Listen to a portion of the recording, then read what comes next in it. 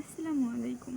আজকের ভিডিওতে আমরা জানবো বাচ্চার বাড়তি খাবার শুরু হবার পর বাচ্চাকে সকালের ব্রেকফাস্টে আমরা কী খাবার দেব। এই নিয়ে অনেক মায়ের টেনশন যে আমরা সকালের ব্রেকফাস্টে যা খাবার দেব এটাতে কি বাচ্চার ফুলফিল পুষ্টি হবে কি না। তো তাই নিয়ে আজকের বিস্তারিত ভিডিও। তো বাচ্চার বাড়তি খাবার শুরু হবার পর ব্রেকফাস্ট হিসেবে সকালে আপনি ডিম দিতে পারেন, কারণ ডিমে হাই প্রোটিন থাকে যা বাচ্চার শরীর গঠনে অনেক বেশি ভূমিকা রাখে।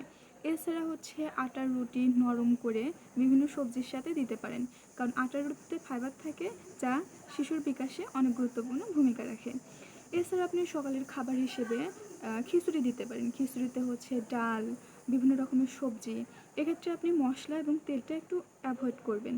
আর তিন বেলায় খিচুড়িটা কোনোভাবেই দেওয়া যাবে না, তাহলে বাচ্চা খেতে চাইবে না।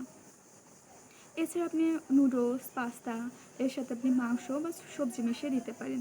তো এক্ষেত্রে আপনাকে অবশ্যই খেয়াল রাখতে হবে নুডলসে যে মশলাটা থাকে এটা আপনি দেবেন না। তো হালকা মশলা বা মশলা ছাড়াই আপনি এই নুডলসটা রান্না করে দিতে পারেন। এছাড়া মুরগির মাংস স্যুপ হিসেবেও রান্না করে দিতে পারেন। এতে বাচ্চা অনেক বেশি পুষ্টি পাবে, বাচ্চার তাড়াতাড়ি শারীরিক বৃদ্ধি হবে। ধন্যবাদ।